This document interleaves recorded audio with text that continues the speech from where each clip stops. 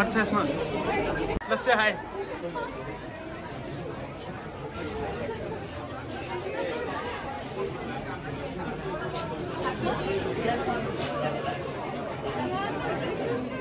Lala, say happy DMC.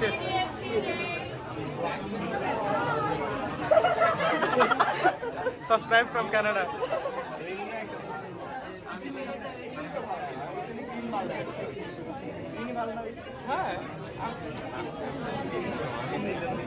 Dhaka মেডিকেলে ভর্তি হচ্ছে। আমি এখন পরিচয় করে দিচ্ছি। আমাদের কিছু বিদেশি ছেলে মেয়ে রয়েছে, তারা ফরেন স্টুডেন্ট, তারা তাদের মেধার যোগ্যতা দিয়ে ঢাকা মেডিকেলে ভর্তি হচ্ছে। আসো কথা বলো, introduce yourself. He's Dheeraj from Nepal. Come here. Dua come here. Mano from Pakistan. Hello. Okay, thank you. ঠিক আছে, সবাইকে অনেক শুভেচ্ছা। আমরা এখন আমাদের সামনে কিছু দিক নির্দেশমূলক শুভেচ্ছা বক্তব্য দেবেন আমাদের সবার প্রেসিডেন্ট প্রফেসর আমজাদ স্যার। আমি আমার সঙ্গে দিচ্ছি প্রফেসর আমজাদ স্যার, বাংলাদেশের বিখ্যাত অর্থোপেডিক সার্জন এবং মুক্তিযোদ্ধা এবং রাষ্ট্রীয় পদকপ্রাপ্ত স্যার। অনেক ধন্যবাদ ঢাকা মেডিকেল কলেজের অনুমতি করেছেন যে আমাদের 10ই জুলাই এর জন্ম হয়।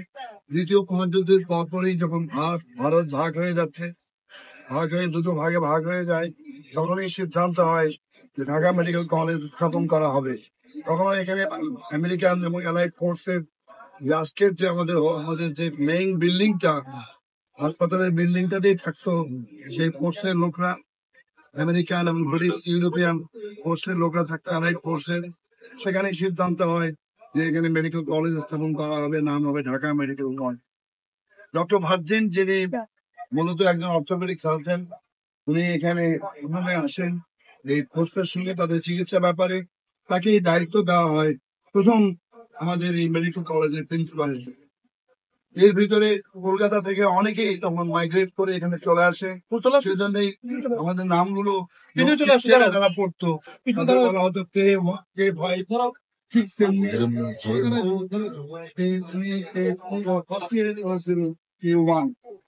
তখন থেকে জার্নি প্রায় শুরু হয়।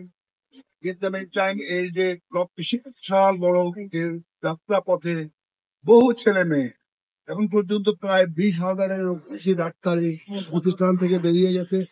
তারা দেশে বিদেশে বিভিন্ন জায়গায়।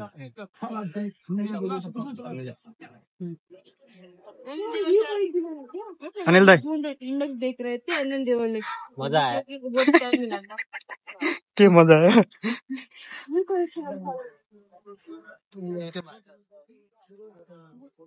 हाल देना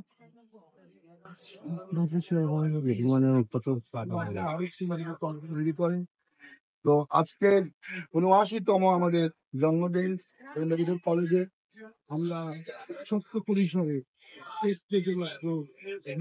করলাম। আমাদের আশা আছে আমি নিরাজতে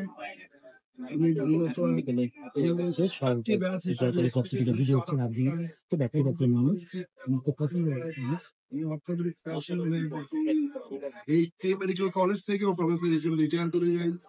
তারপরে আমি এখন প্রাইভেট করছি। তোমাদের মতো যারা এখন আমরা পুরনো হয়ে গেছি, তাদের দায়িত্ব নতুনদেরকে সাথে নিয়ে নতুন পৃথিবীর সঙ্গে, নতুন মেডিকেল বিশ্বের সঙ্গে তাল মিলিয়ে ভিতরে আসো এগিয়ে যাওয়া।